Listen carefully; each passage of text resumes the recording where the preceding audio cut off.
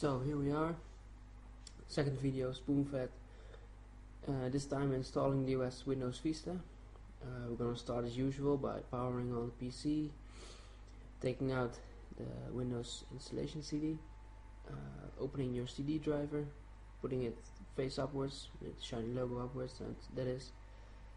In the CD player, close it, then reboot your PC any way necessary.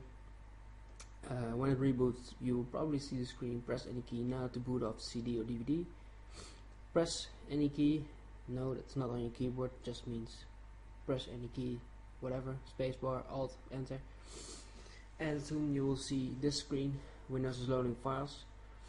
It's now loading the environment in which we're going to install.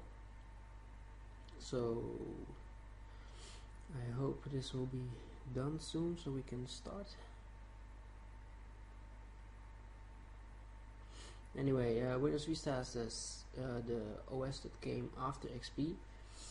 It's not really a full-fledged operating system, as it was kind of a temporary solution between XP and 7. I haven't had any positive experience with it, but that's only because I had a faulty hard disk, so it's not for blame Vista itself for. Okay, so here we are at the first screen. Here you choose the language to install. Basically, you can only choose one language normally because the DVD only has one language to packed in it. The time and currency format is the same that we did with the XP one. If you haven't done that, then this is basically the country's own standards for displaying everything. I'm just gonna leave it on the United States, even though I'm not there, but it doesn't matter. The keyboard I'm gonna change. I'm gonna change to United States International because it means that I can use well, certain key combinations to make foreign letters, like E with an accent grave on it or something like that. So I've chose international. Now once you've done this, just click next and you go to the next screen. You have what to know before installing Windows. Basically it's a checklist of everything that you need, certain specifications, hardware requirements, or that sort of thing. Repair your computer. You can use this DVD if you want to.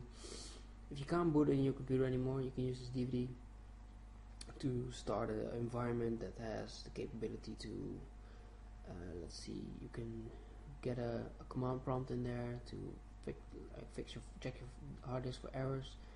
It has system recovery, all sorts of things. That's the one. But right now we're gonna head over to this one, install now, and it's gonna take us to the next screen.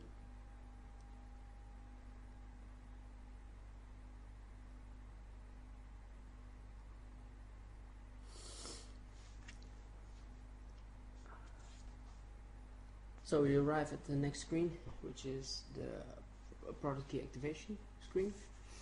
You'll find this code either, you can read it here as well. You can find the code either on your PC, so they normally place it there if you bought the PC with Vista installed, or if you bought only the case, then it will probably be on the back of the case somewhere. So I'm just gonna key right here.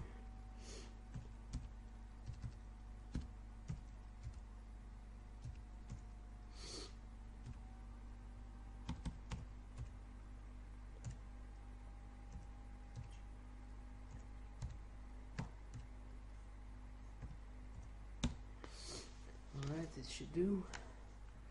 Now hit next.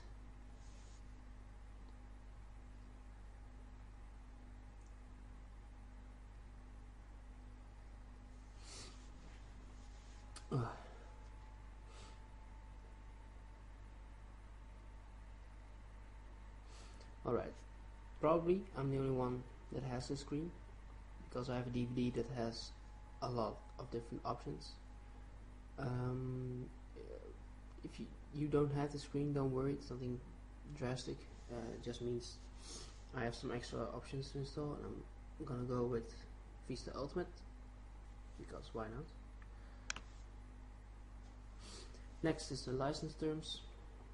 Well, so as you can see, it's all the usual legal crap.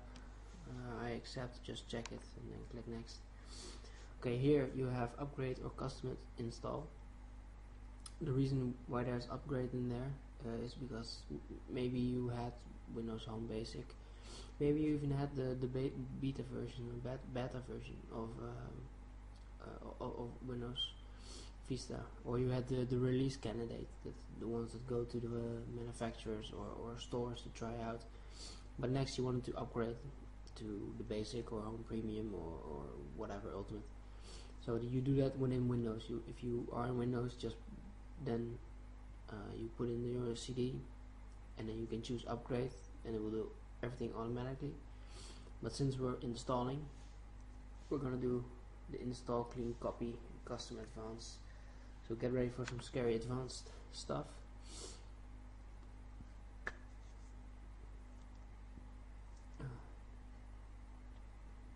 This is the advanced stuff.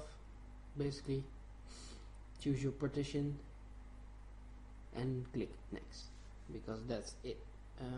You could opt for creating new partitions here, but I wouldn't recommend it. I don't like doing partition making in install environments. The reason for that is I don't have any control over what happens to the hard disk. If I'm already in operating system, I have programs that have been tested that are good. You can follow a progress. If something bad happens to the hard disk, then it will just revert to options. But here, yeah, you can't really do anything. So I'm not gonna even click new or whatever. I just have to hit next, and then everything will be done automatically. We'll just use the 20 gig that I have for that.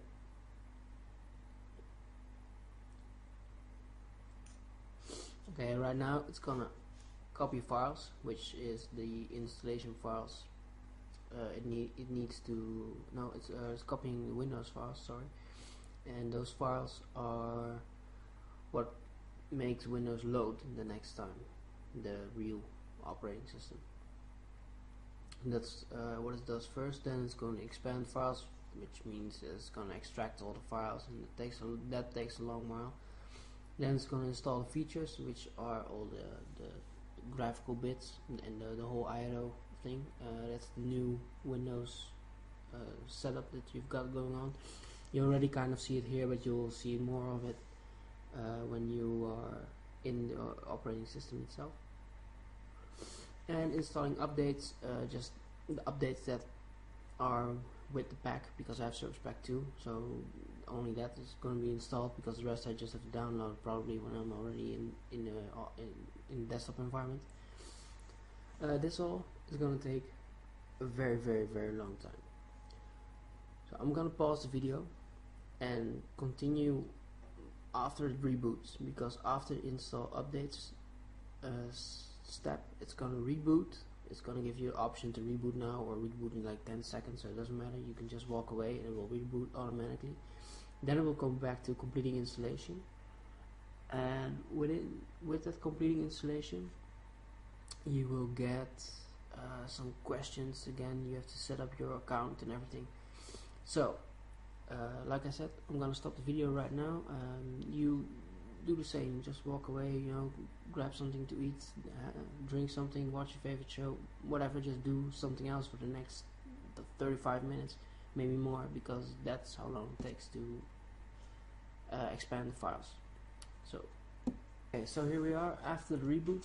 You can see it has a screen please wait while it sets up my computer or your computer. Basically what it does is it is loading the pre-configuration environment for your desktop. It has some simple questions in it.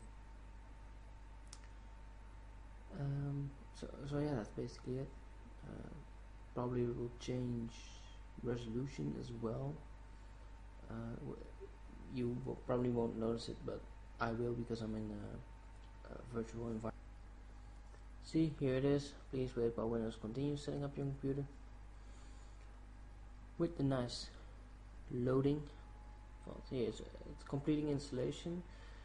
After this stage, it will drop into the testing your computer hardware screen, I think, but I'm not sure. Or you just leave the screen rolling. So basically you let it run until you get to this point, which is setting up your Windows account. Just a simple normal stuff, username and password. So just type in, I'm not going to do any password, by the way, because I don't need it. If you do a password, as you can see, just type your password 2 times and type a hint. The hint is optional, you don't need to do it. And choose any icon here. I'll choose the awesome robot. And next is the name of your PC. Like I said, it in the video on XP, you don't need to name your PC unless you're in like this really big network. Right now, just the standard name is your computer name or your username and then PC behind it, whatever suits you, whatever you want. And these, that's your temporary desktop background for now. I'll choose this one. Alright, next. Here it is asking you about settings for automatic updates, Windows updates. I'm gonna do the recommended, which is just everything, because why would you only do important while this is also updating your internet browser and everything else you can find. So use recommended settings, click on that one. Then it goes to time and date settings. You have to check it. I'm gonna put it on there, right there. So for all the other stuff is correct, except for the time maybe, but it doesn't matter. Just check if that time is alright or not. Let's see. Next. I'm in a network right now. If you aren't in a network, then you probably won't get a screen. But otherwise, just check what is applicable for your situation. My situation is home. The only difference is between home and work. I don't think there is any difference. I'm not really sure. I think work. No, they both discover the same services. It doesn't matter if you choose home or work. I'm just going to choose home. And right now, we're at the end of this step, which you can say you're welcome to your computer. Right now, I'm gonna hit start, but then it's not gonna load immediately because there's one more step we have to do. So I'm gonna hit start. Then here we are at the please wait while Windows checks your computer's performance screen. It does nothing more than check your video card for the settings, check your processor, check your hard drive, whatever, and combine that into the best package to display whatever it finds necessary. I'm gonna stop the video probably because it takes some time, and especially now that I'm in a virtual environment, it takes a little bit longer than before. So just leave it running, and eventually it will load the desktop environment, which is where I'll meet you next time Here we are at loading the desktop. You can see the shiny logo, the welcome screen, which is what you'll be seeing every time you log in. Right now I don't have a password, so it logged me in automatically. It will do that every time for me. If I would start up the computer right now,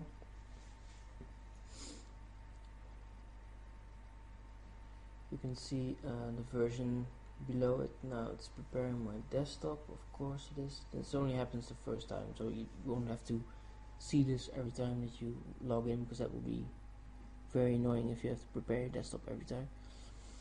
But it has to do some extra steps the first time, and after that it stores it away in I think the usual config files for Windows. I'm not sure. See, now it's loading personalized settings for the first time, which is kind of weird because you didn't specify any